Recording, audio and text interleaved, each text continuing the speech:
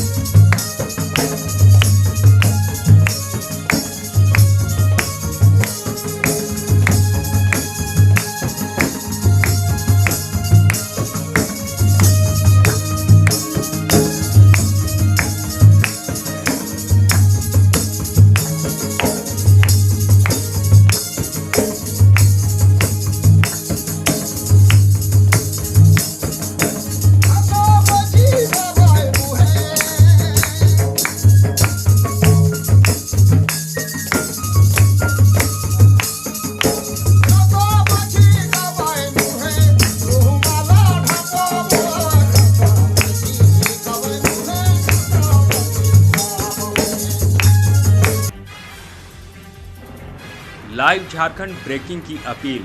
Corona virus के संक्रमण से बचने के लिए घरों में रहें और सुरक्षित रहें। प्रधानमंत्री नरेंद्र मोदी ने भी कहा है, जान है तो जहान है।